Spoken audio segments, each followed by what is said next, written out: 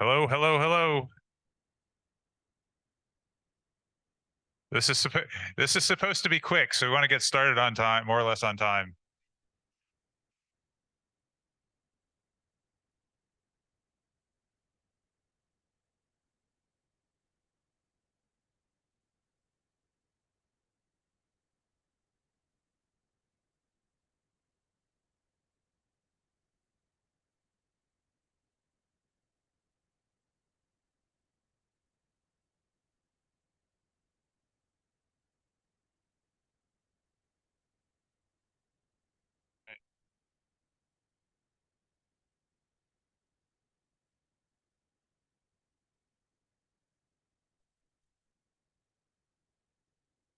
All right. Well, I'm going to get started. So, welcome to the man. Everybody's the back of the room as far away from me as possible. It's, yeah. All right. Um, okay. Thanks for coming. Welcome to the annual Research Blitz for the Department of Philosophy and Religion. Um, the idea here is that if we get together for like an hour and 15 minutes, we'll all get a really quick sampling of all the interesting research that's going on in the department. Um, and some of the people are also going to mention what they're teaching next semester and so forth. So that'll also be useful.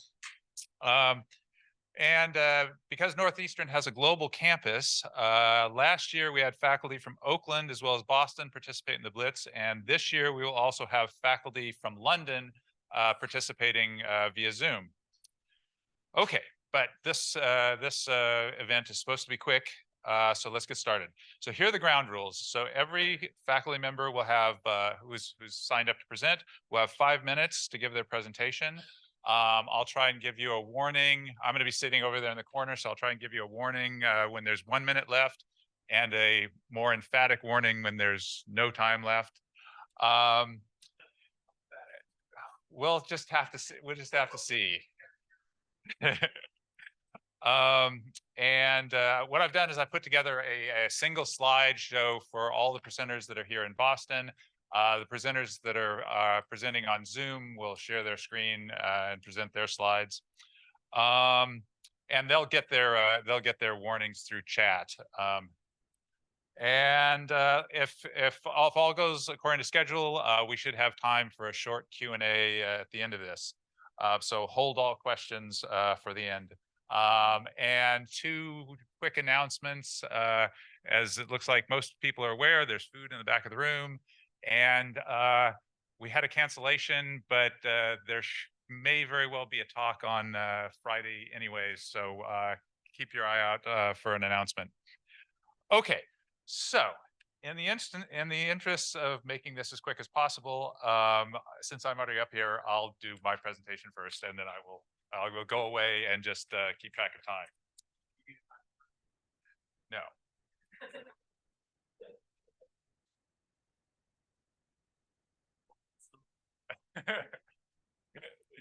All right, I'm gonna sort of read mine, so I don't think there's much chance I'll get too out of whack. Okay, at least if I don't get any more interruptions, that is. Okay, so my name is Don Fallis. I do research on lying and deception, but I'm currently kind of revisiting some projects from my philosophical past that I wanted to tell you about. Mathematicians famously use deductive proofs to acquire mathematical knowledge, and in my dissertation, I argued that actually probabilistic methods can be just as good. Now, probabilistic methods don't provide certainty, but if you think about it, neither do deductive proofs. Even mathematicians sometimes make mistakes. Now, a few people have recently responded to my work on this topic, and they actually make a fairly convincing case that probabilistic methods cannot provide mathematical knowledge.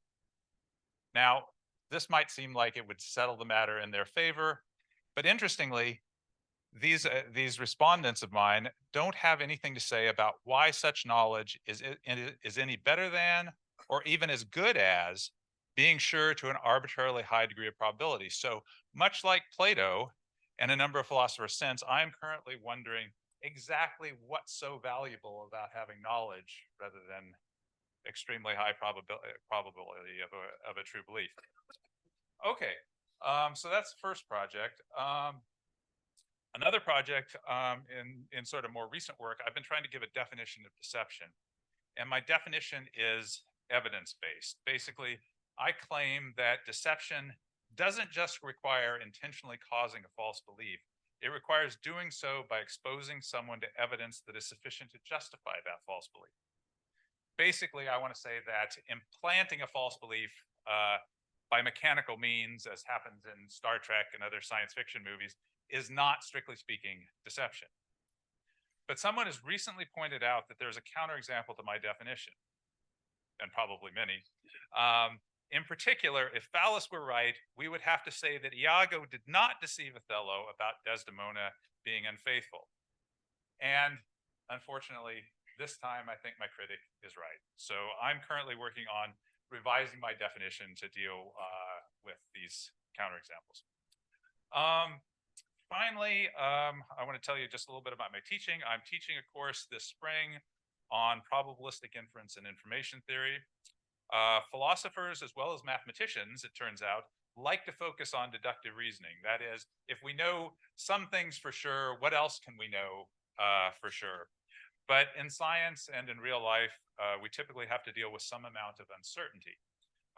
So what are the rules for reasoning in this context? And in this course, we'll try and work out what these rules are by looking at some interesting probability puzzles that philosophers keep grappling with, such as the Monty Hall problem and the frog riddle, among others. And we'll also learn some basic Python coding in order to better understand how these rules work. So that's what I'm up to. And now on to the next speaker. This will be, thank you. Radike over Zoom. I can't, hi everybody. I can't share while you're sharing. Okay. Yes, I just took it down, so you should be able to take it. All right. So are you guys seeing that? Okay. Excellent. So I'm Fadike Castor, and I am an assistant professor in the department. I'm on this professor of religion, and I'm also jointly appointment Africana Studies, and I'm an affiliate in Women and Gender and Sexuality Studies and Latinx, Latino, and Caribbean Studies as well. I research and teach classes on race, religion, and politics, specifically in the African diaspora from the Caribbean to West Africa to the United States. And I'm working on a couple of research projects right now. The first one is called Digital Ancestral Altars, and it's an archive of ethnographic media. It's drawing on my about 20 years of multimedia materials that I gathered during my research in Trinidad on West African-based religion and ritual and its intersection with politics. And what I've proposed is that we make an archive. So I'm working with New Lab and with the library to create a digital repository. And from entering all of this media into the digital repository, we're going to take selections and make them into objects that are tagged and labeled so that they can be sorted. And we're going to organize them on a website to showcase media of two Trinidad Ifa Orisha elders who have passed in recent years. And what this is going to do is going to give the community in Trinidad and the larger worldwide, what is known as the Asheshe Lagba community, a space digitally to access memories and media of their loved ones and of their respected elders who have passed. This is a prototype for a larger project that's going to scale up to be able to receive video, audio, photos, and memory narratives from all around the world around specific peoples and specific communities. I have some grant funding. I'm applying for another grant this week, and based upon that funding, should be able to hire student workers in spring and summer of next year. So if people have students who might be interested or who are very media and tech savvy and looking for an exciting project to work on, please send them that my way. The other project I'm working on is called Black Spirits Matter, locating spaces of spiritual marinage. And that project focuses on the activities of Afro-Indigenous and Maroon community activists and the way their politics and political activism is informed by their spiritual and religious understandings. And it has another aspect where I'm bringing in digital spaces as a shared space of religiosity. So my research sites include these Afro-Indigenous Maroon community activists and a specific group called the United Maroon Indigenous Peoples. And this is a diasporic group that spans the Americas from Brazil to Florida. And has leaders in several places, including Trinidad and Honduras and Jamaica, in bringing together disparate Maroon communities. I'm also, as I said, looking at digital spaces as a site of religiosity, specifically around the Isheshe Lagba community and their work with social justice. And that is also part of this Black Spirits Matter project, because I'm working on this conception of spiritual marinage. So I'm saying that part of what creates spaces where people can envision alternative futures, where they can seek, where they see themselves as liberated, is in the coming together in ritual spaces, both on and offline. And so in my teaching, I'm teaching in specifically this spring 2 classes, a new class, Religion, Race, and Politics. Send me all your students, please. And another class on possession, sacrifice, divination in African diasporic religions. The first class, we're going to focus on Rastafari and resistance, Black Islam, and the movement for Black lives and its intersection with religion. And in the second class, we'll be focusing on expressions of West and Central African religious traditions in the Americas. And we'll be specifically looking at how the different religions each theorize and practice possession, sacrifice, and divination across religions as diverse as Trinidad Orisha, Haitian Voodoo, and Santeria, Cuban Santeria, or Lukumi. So that's it for me. Thank you.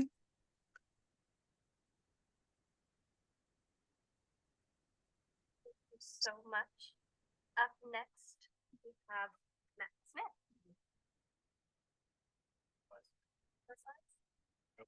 Do I have to use that? Yeah. Okay.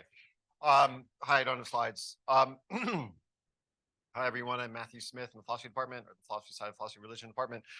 I'm currently finally finishing up a book that is meant to be a post-liberal collectivist account of freedom. So distinctly quite different from negative accounts of liberty, positive accounts of liberty, Republican accounts of liberty. I call it freedom as dependence, and the thesis is that valuable forms of human freedom are realized in materially constituted systems that have to be collectively produced and reproduced through human labor. So this is supposed to play into political theory that is, insofar as freedom is a value, we need to recognize that in order to produce and reproduce human freedom, we need freedom enhancing and freedom preserving systems of production. So there's sort of echoes of Marxist accounts of politics in the background there. Oops. this is dovetails with a book that I co-published. I co-wrote with a couple people, political economist and urban studies professor, called The Spatial Contract, published a couple years ago. I'm just trying to provide a deeper, broader philosophical basis for the general thesis of the book, The Spatial Contract, available for you to buy anytime. And then I have a super weird research project that I've started and stopped a couple times, but I'm really I'm excited to commit myself to a little bit more, which is to argue for what I call the three-body thesis, which is that we should think of ourselves as having three bodies: an anatomical body, an affective body, an agential body. And the idea here, it's not meant to be metaphorical. It's meant to actually be an attempt to try to reconceive of the way in which we should think about human life, and not merely as being sort of, brutally material or feelings intellectual, i.e. you might think of it as idealism, and not, but also to include a conception of the body as agential, as being able to do things. And if you listen to what I just said, we do things with others through systems. So that's a weird view. Hope to defend it. Those are the two things. I'm going to be finishing that book, the first book, and working on the second project. And then, of course, this means that I'll be teaching Introduction to Economic Justice in the spring, which is, the politics side of stuff. And then I'll be teaching Philosophy of Mind, which is the, philosophy of mind side of stuff. See how they intersect? It's super nice. I'll be doing that in spring, take the classes, super excited to teach them. And that's it.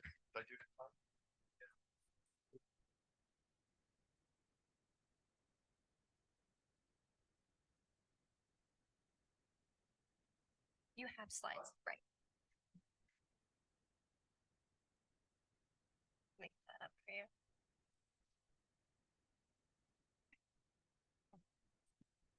Oh gosh, I could probably hear me.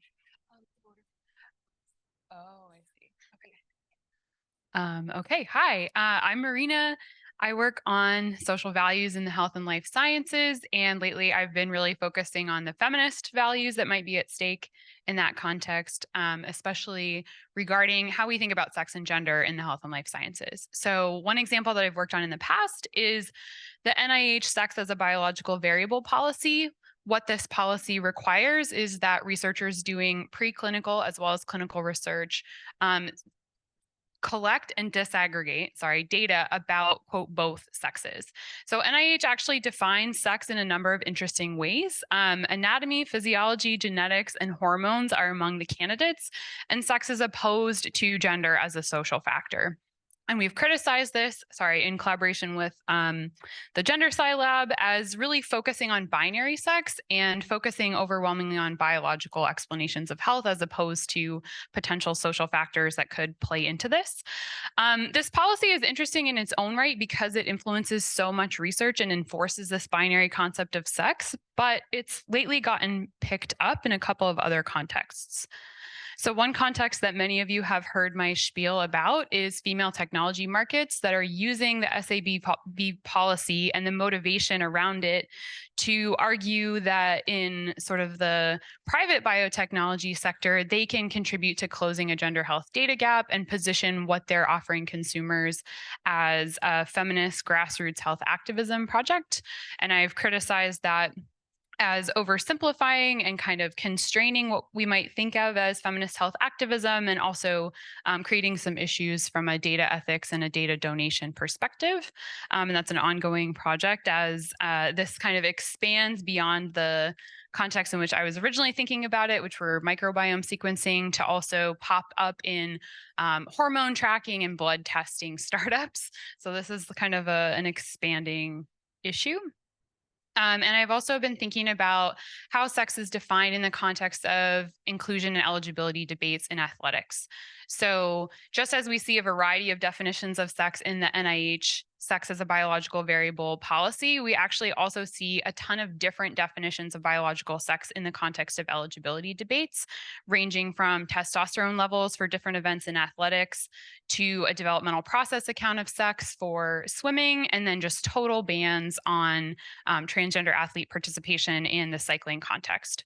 So this is interesting, not just because of the issues that it poses for gender justice, but also because I think it testifies to the fact that there are many, many definitions of sex in a variety of policy and research contexts. And so for me, this is part of a broader project of figuring out how to taxonomize those definitions of sex, how to prioritize among those definitions of sex, how to provide guidance for researchers who want to study sex in a way that can promote health and gender justice, but also perhaps how to adjudicate when sex is an appropriate context, if at all. So sort of second overarching project that I'm working on across all these contexts is arguing that we should take eliminativism seriously about the context of sex, at least discursively, that we might actually be able to do without sex in a variety of these contexts, and that we could be more specific and precise and actually more rigorous if we were to replace sex with other variables in many of these contexts of interest.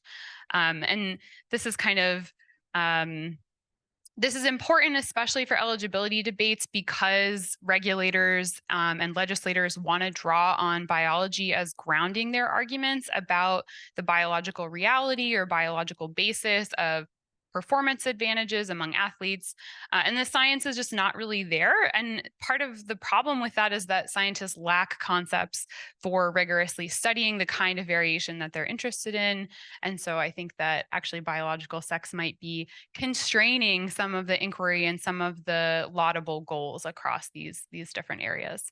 So that's primarily what I'm working on these days. And I hope that I can connect with anyone who's interested.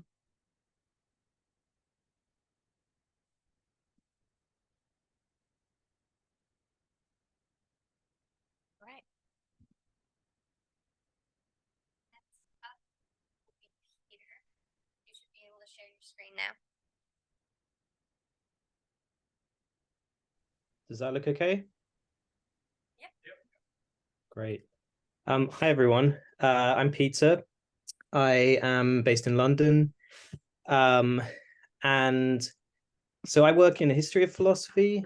Sorry, there is actually stuff on this slide. There it is. So I work in the history of philosophy, and I do a few things in the history of philosophy, but I guess the kind of unifying theme is a focus on trying to expand the canon of the history of philosophy and develop new and I guess more inclusive narratives in the history of philosophy. So one of the areas I work in is early modern philosophy, and I teach early modern philosophy here in London.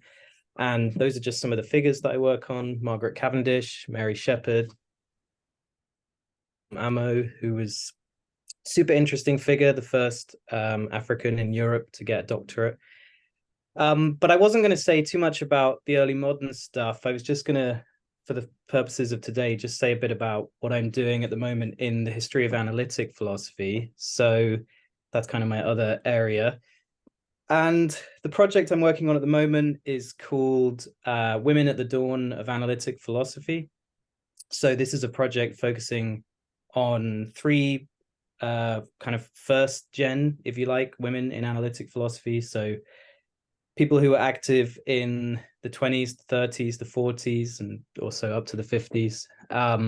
So the three figures I'm looking at are Susan Stebbing, Margaret MacDonald, and Dorothy Emmett, who you may have heard of or you may not have heard of. And I guess that's kind of the point of the project. So they're all figures who were, if you like, at the institutional heart of analytic philosophy in Britain in the first half of the 20th century. So MacDonald and Stebbing, for example, founded the journal Analysis. Emmett and Stebbing were both presidents of the Aristotelian Society.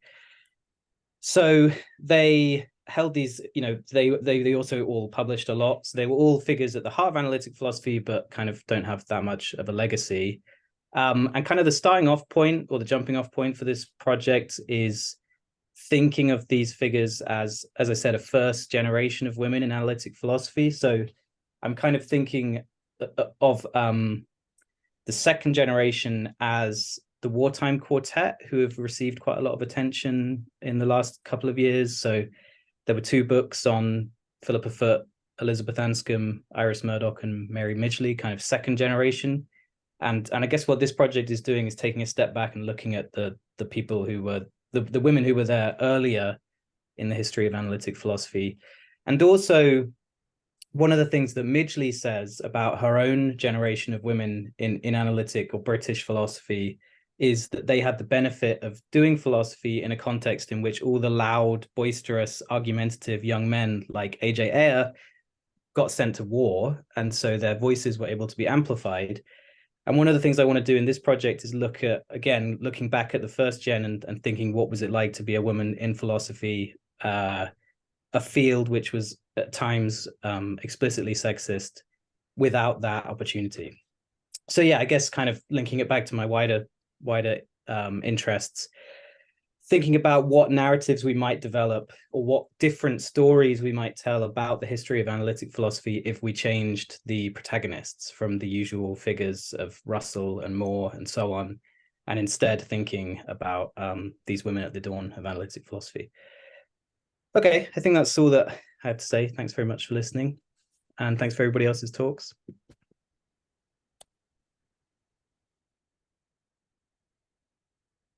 Thank you so much, Peter. I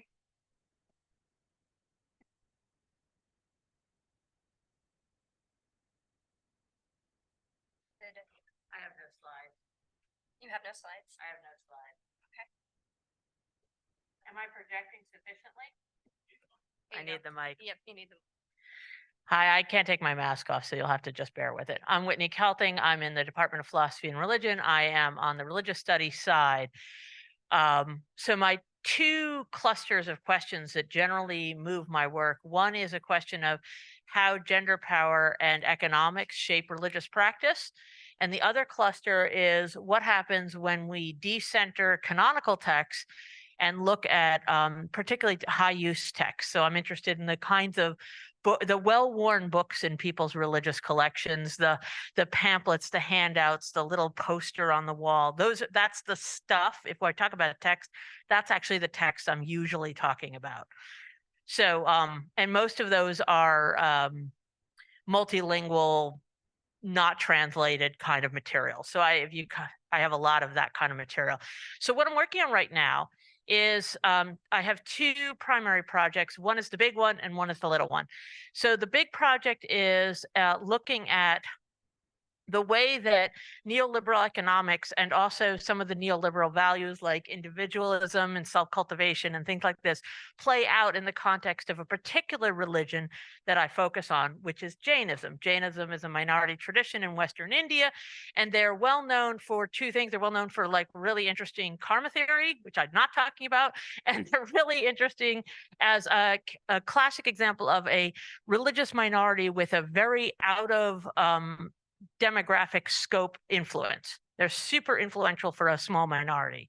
So I'm interested particularly in the way that they've been constructed, the imaginary construction of them as very successful economics, which is not entirely untrue, but is overstated. So I'm looking at middle and lower middle class Jain communities and how they construct their identity in a world in which they have a narrative tradition in which they are supposed to be super rich. They have a moral obligation and a religious obligation to be major donors. And they have a reality in which neither of those things are possible. Okay. So I'm interested in how you navigate that political space in which you have both a religious expectation, because most conversations about failure under like capitalist systems in India are underclass discussions. So I'm interested in how it fails a middle class community, and the particular ways it fails a middle class community that itself holds values that look like they're in alignment. So that's what I'm working on right now. In the very specific sense, I'm looking right now at people's public expression of status and when they fail in public. So I'm interested in the way that male identity and masculinity played out in public negotiation of prestige practices around donation that have to be done in a public place to be effective. What happens when you fail at it? Okay. And some of these are just epic disasters for people. So I'm interested in how you recoup your losses after that, especially because of the tension between individual expressions of identity and communitarian ideals of the family and the family firm that so define Jane practices.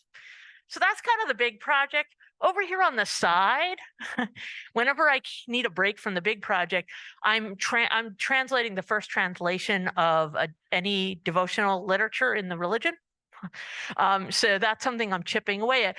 And it doesn't seem like it would be immediately related, but actually the relationship between that text and people's expression of their identity is often quoted from materials in that text. So these two projects dovetail, but that's like the side project.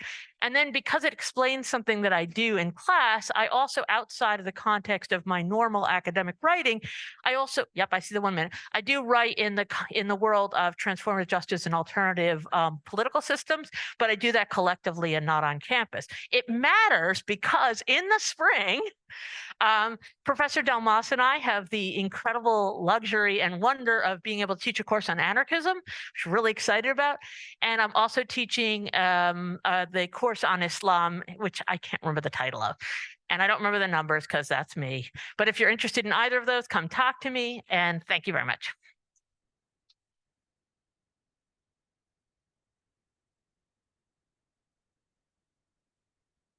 Next up, we have John. Yeah.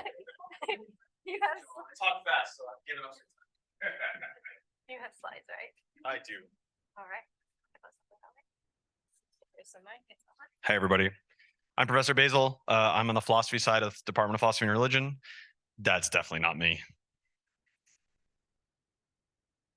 That's me. So I'm going to talk about two projects, research things that I'm doing. The first is as part of the AID working group. The AID working group is one of our research working groups where students and faculty, although sometimes also postdocs or other graduate students, work together on some research project. Who's leading AID rotates per semester or a year. This year, I'm leading it, but alongside Vance and also with Omri Lesham, who's a student here. He's the co-op. Hey, Omri. So we're all co-leading it. And we co-determined a project, which is partly measuring faculty perceptions of how students use large language models like ChatGPT. So we're trying to answer some descriptive ethical questions like what do faculty think they use it for? Do they think it's appropriate? Things like that. We want to compare that with how students actually use it. We've also done a little bit of measurement of can students using large language models do well on philosophy assignments? We might expand those results. We are taking on new students. If you've taken a couple philosophy classes, you're interested in coming and talking about these things, email Omri or talk to Omri and he'll pull you into the group. We're going to continue this project into the spring, the same group that started it, going through the spring, conducting surveys. We're learning about what is good survey design, how do you get good results from these things. We're hoping we're going to publish some of these empirical results. The other project I'm working on is also with Omri. We're co-authoring a blog post for the APA, trying to bring together two issues. So everybody's heard probably about like echo chambers and epistemic bubbles. This is part of social epistemology and how information transfer can sort of trap us in bad epistemic positions. And what we're trying to do is to say we can learn some lessons about social epistemology by thinking about large language models, and in particular, a phenomena called model collapse. So it turns out if you feed a large language model its own outputs for long enough, it starts to fall apart. And that's because when it makes an error and you re-encode it, it treats it as good information. And so over time, if you keep giving it that information, it collapses. And just starts spitting out nonsense. Of course, there are ways to combat this, but what we want to do is to use that phenomena to think about how social epistemic structures look a lot like large language models consuming their own bad garbage, and think, what can we learn about social epistemic structures from thinking about models? So like, does this teach us something about how we can avoid epistemic bubbles? Or does it have the same structure as echo chambers? So when we look for technical solutions in large language models, we can apply those to misinformation and things like that. That's still early stages, still a little hand wavy, but we've made some real progress, and we're going to continue to work on that. For teaching, I teach AI ethics, which is online and async in the spring, and I'll also teach Rory how to be a Platonist.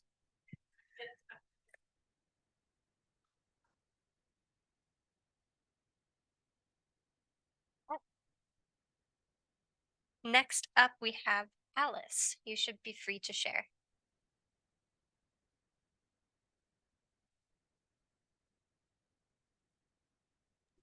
Okay, can you hear me? Yeah, great. Thanks. Okay, so I'm going to try and whiz through this quickly. So my name's Alice Helliwell. I'm an assistant professor in philosophy at Northeastern University London. So I research on creativity, art, and AI, and I teach in aesthetics and in AI and data ethics here in London. So just a little bit of a primer, I guess. Like lots of you may have heard of AI art. A few years ago, we kind of would have focused on things like these types of systems, which are more robotic systems, robots kind of painting and that kind of thing, backed up by AI. But these days, we are looking more at things like this. So here's some images made using an AI system, a GAN in this case. And then here's a few that you might have seen. These are diffusion-based AI art models that you probably would have seen all over the internet these days. And these have been quite sort of controversial and raised a lot of questions about art and creativity. So here's a couple of examples of some news around this. So questioning whether AI can be creative, whether it can be more creative than human brain, or often whether it can be creative at all. Whether it could help us unleash any of our own creativity, or whether these things are art at all. So sort of saying it's the opposite of art here. So these are broadly the questions that I'm interested in my research.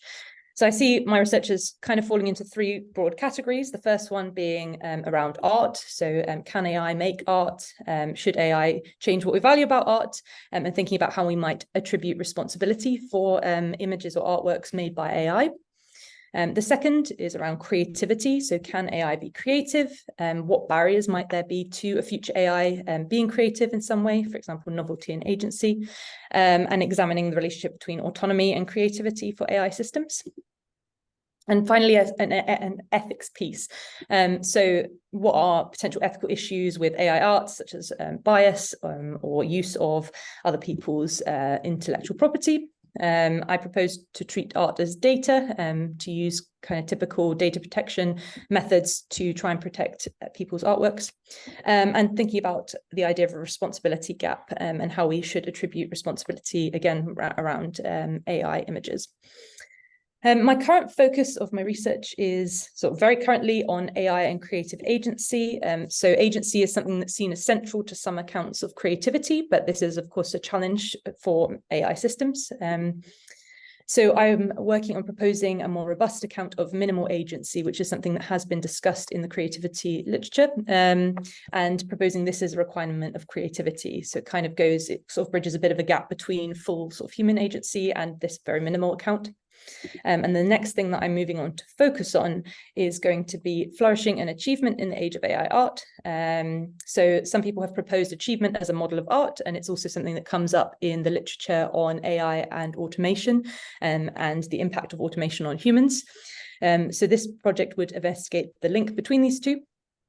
And also sort of moving on from that to sort of examine whether this shift in focus from sort of what we currently focus on as values of art, focusing on artistic outputs, typically, whether if we move to a focus on achievement, we may sort of improve people's views about AI art, not worry so much about it, or whether the shift to having not only humans potentially being creative and having creative outputs might cause some further problems down the line for us. So it's kind of a very, very, very quick overview of a couple of things that I'm working on. And that's it. Thank you.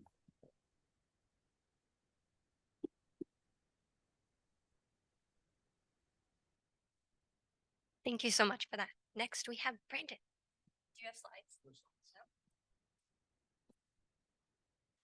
All right. Hi, I'm Brandon. I teach here in the Boston campus. I have a lot of research going on in philosophy, science, epistemology, and logic, but I'm not going to talk about that at all. I'm just going to talk about my teaching. So I teach logic here, which is a real privilege.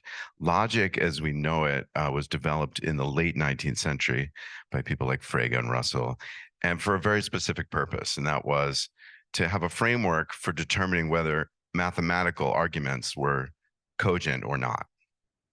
And that's a very specific purpose. And they did a good job on that. They did a great job on that. In about 1920, there was a book written by Hilbert and Ackerman, which was a logic textbook. And basically, for the next 100 years, the teaching of logic never changed. So the way it's normally taught is you learn about truth functional or Boolean connectives like conjunction, disjunction, and negation and how they work. And then you learn about quantifiers like for all and some, and you learn about how those work. And that's all you really need to reconstruct mathematical reasoning. Okay, that's great, but most of scientific reasoning since 1920 has not actually been mathematical reasoning. It's been statistical, inductive, probabilistic in nature. So I teach 3 logic courses. The first one, the introductory course, I do the truth functional, the Boolean thing, and or not, that stuff. And instead of doing quantifiers like all and some, I do probability calculus. So I teach students how probability works. That's a different way of generalizing the truth functional basic theory, one which I think is much more useful for people to know in the 21st century, since most reasoning is probabilistic now, it's not mathematical. Okay, but that's my intro course. It's really a probability course. It's called a logic course, but it's really actually a probability course in disguise. And then I have 2 advanced courses. One is called Advanced Deductive Logic, and that's where you learn about the methods of deductive reasoning, which is all about mathematical reasoning and how that works. It's very important. I don't mean to disparage mathematical reasoning. But then I have this other course, Advanced Inductive Logic, which picks up where the first course leaves off with probability and does more advanced topics and applications of probability like statistical reasoning or decision making or social choice, all kinds of interesting things that come out of that. That's actually my favorite of all of them. And so those are the 3 courses that I teach here. And as I say, it's really such a privilege to be able to do that here. And yeah, thanks. I hope you get to take some of my courses, the students here. Cheers.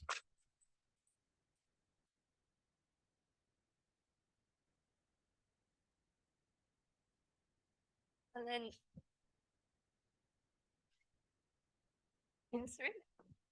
And you do have slides. I do have slides. All right, I'll get them up for you. Advanced inductive logic is called theory of knowledge, if you're looking for it this spring. Exactly. So hi, everyone. I'm Professor Serena Perrick. I'm the chair of the Department of Philosophy and Religion. I just want to take a second to thank Dawn so much for organizing this, to thank Darren and Kiana and all the students for ordering the food and getting us the space and everything like that, and say how great it is to see our colleagues in London participate with us and learn about their research. So I'm the depressing part of the program today because my work is all about refugees, and spoiler alert, we do not do a good job as we treat them. In fact, we do an even worse job than most people think. So some of my philosophical research questions look at what we owe refugees, what our moral obligations are as a starting point before talking about political, economic, etc. And then thinking really hard about why we have obligations to refugees. And increasingly, I'm interested in the question of why does history matter and how does it matter in terms of thinking about our responses to refugees and migrants more broadly. So there are a lot of refugees in the world, and my starting point is that most people who philosophize about refugees misunderstand the empirical nature of the refugee crisis, and this leads us to a moral analysis that is incorrect or at best limited in certain important ways.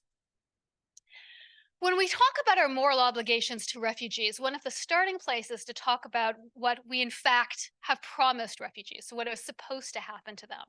I won't go through these options in detail, but the takeaway is that all of the things the international community has promised refugees, we do not in fact give them access to, or give them access to in such a minimal way as to be virtually unusable. So all of these responses, fewer than 2% of refugees in the world have access to. The reality of life for refugees in the 21st century is either refugee camps, urban centers, or taking incredibly dangerous, deadly journeys to try to seek asylum in Western states, and then once arriving in Western states to be faced with detention, arbitrary arrest, physical and mental abuse, and so forth. The length of time is only increasing, 17 years to 25 years. And again, none of the responses that are supposed to happen are in fact happen. Oh, sorry about this weird font. the point that I want to draw at is that if we start with this as the basis of our moral analysis, the questions of what our moral obligations to refugees are very, very different. If we start from the point of view that refugees are strangers that show up on our doorstep asking for help, then we might say, well, we have certain obligations to help refugees, maybe to resettle a certain number, maybe not, maybe asylum policies, maybe not. But if you start from the point of view that I think we should start at, which is that every option we've given refugees fails to provide the minimum condition of human dignity. And further, this is something we have created. This is not something that was done by, Afghanistan, by Russia, by Somalia, by, whatever failed state you have in mind. This is something that has emerged from the policies of both liberal democratic states and the international community. And as such, our obligations are obligations of justice, not beneficence to refugees. So this matters. So I argue that we need a totally different moral framework for thinking about our responses to refugees. In particular, I use Iris Young's framework of structural injustice to really think about the fact that what we owe them is not admission in a certain number, but a really reformulation of how we deal with displacement as such. One interesting thing that's happened to me in my career is that last year a situation emerged which demonstrated the point I had been trying to make, which is that what refugees need is a temporary ethics, a temporary way of treating them with the minimum conditions of human dignity, which states, the US, Europe, Canada had all said we can't do, it's impossible. It would overwhelm us. It would destroy our countries economically. But then Ukraine happened. And it turns out that the things I had been advocating for, temporary work permits, immediate access to education for children, immediate health care, were in fact doable and actually economically beneficial for the states that did them. So I want to think about an ethics for the temporary that can apply more broadly than to just Ukrainian refugees. And this led me to what was kind of a new research project, was just thinking about how we can connect histories of colonialism to ways in which we respond to refugees. It was lost on no refugee that the refugees from Ukraine were white, and most of the other refugees who supposedly we could not help were not white. This is a pattern that has been as deep as the sort of modern nation state, and yet is not visible and certainly not acknowledged by most people. So I'm interested in a sort of phenomenological account of how we can talk about racism in the context of migration more broadly. So I'm going to stop there. All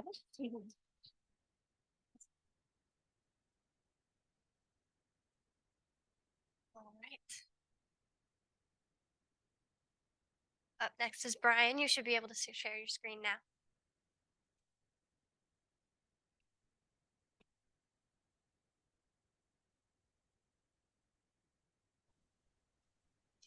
How are we doing? Can you hear me?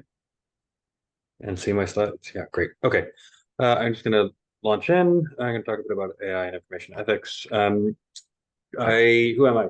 I'm actually a Canadian philosopher. I'm from up the coast, from all of you in Boston. I'm from Nova Scotia. I went to McGill and then Oxford, and then what became Northeastern University London. And I am pleased to have recently relinquished the head of faculty role here in London, and taken on a new role as lead of a research cluster on AI and information ethics. Our group as a whole is working on things in three kind of categories: AI ethics, information ethics, and for want of a better term, theoretical foundations. I give some examples there of some things that we're doing, but for reasons of time, won't go into them. I just want to talk about one of the things under the information ethics label, namely the Polygraphs project. So this is a project that investigates the influences on public opinion of social network structures and information consumption strategies.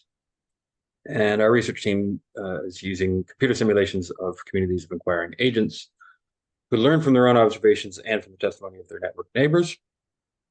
We have a computational framework that's been built to be efficient, customizable, and suitable for integration with machine learning, and it's available open source on GitHub. And our data, amazingly, can be experienced thanks to some work from colleagues at the Center for Design at CAMD.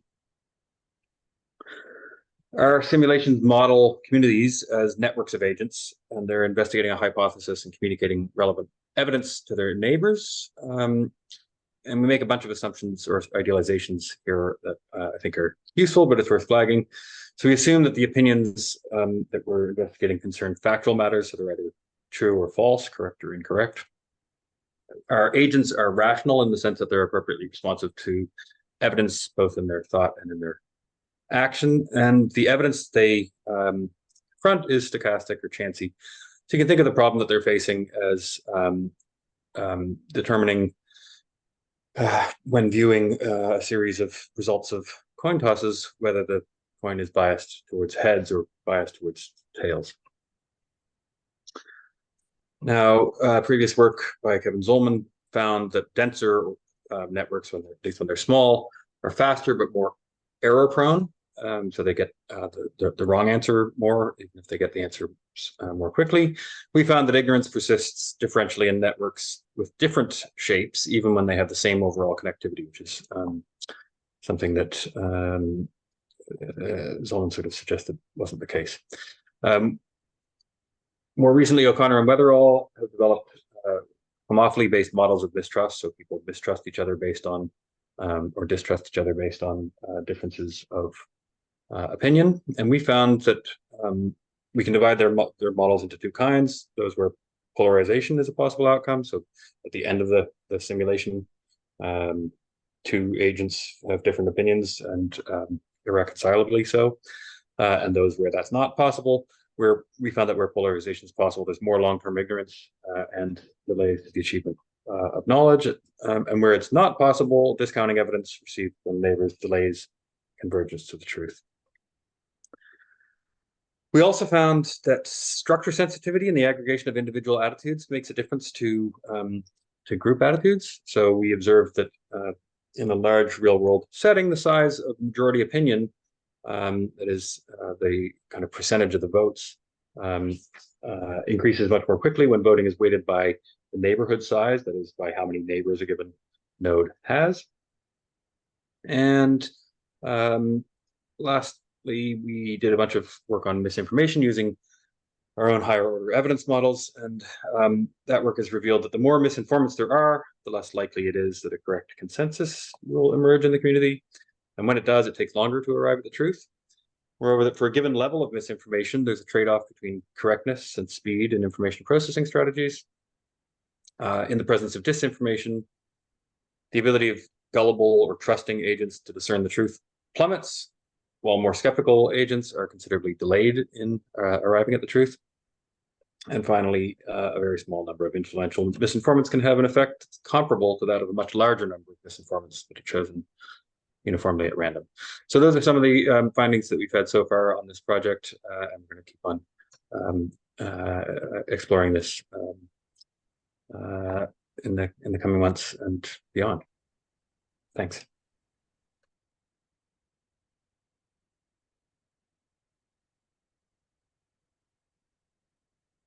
Last but not least.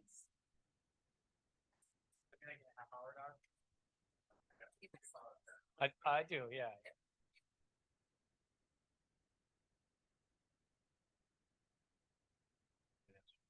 Hey, everybody. I'm Rory.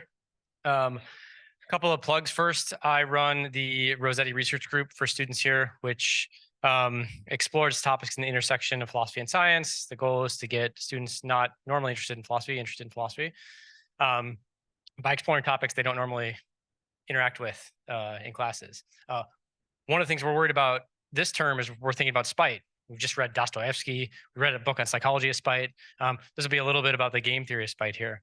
But the other thing I wanted to plug first before I dive into that is that any undergraduates here interested in doing research with a faculty member applied, you should check out the Undergraduate Research Initiative from the College of Social Sciences and Humanities. The deadline for the next set of proposals is actually tomorrow, but I have it on good authority that if you need an extension, you could probably get one.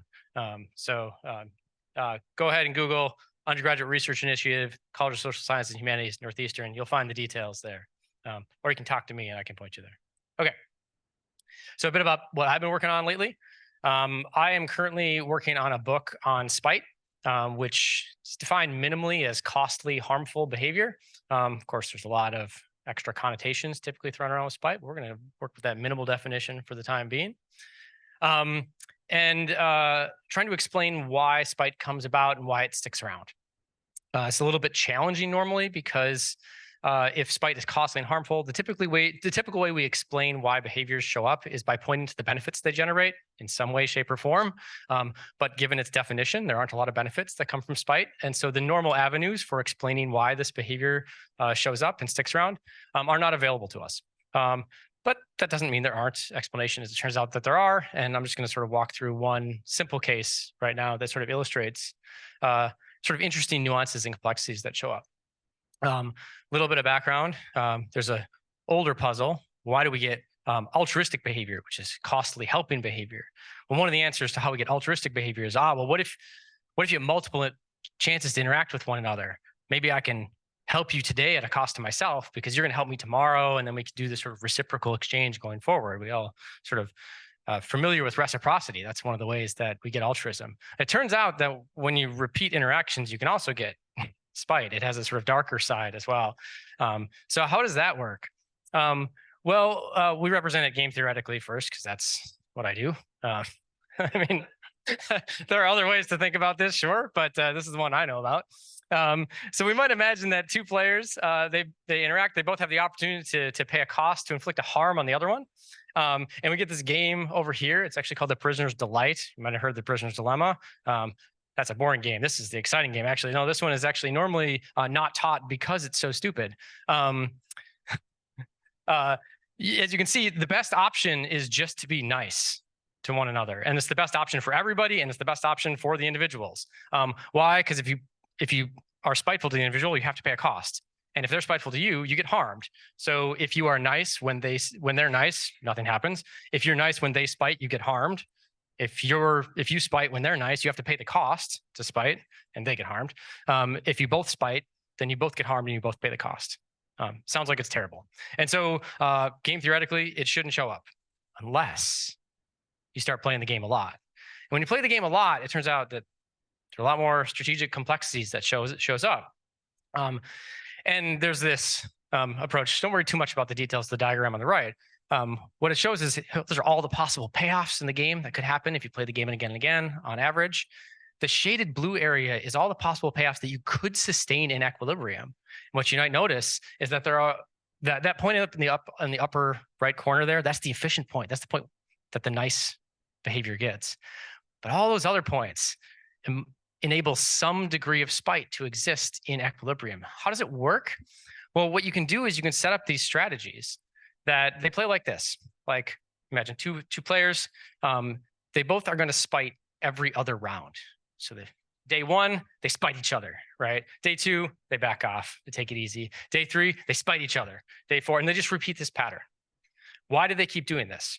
Well, because they both have this other condition lurking in the background, that if their partner doesn't stick to this pattern, they're going to spite every single day.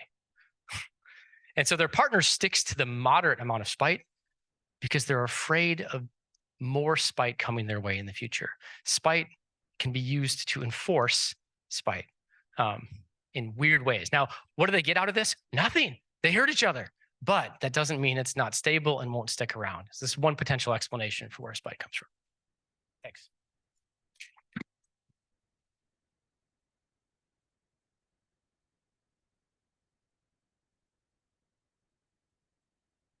All right, so thanks very much for everybody staying within their time frame. As I promised, we have time for a few minutes if there of Q&A. If anybody's got any questions for any of the faculty that presented today, or you can just talk to them at your leisure around donuts.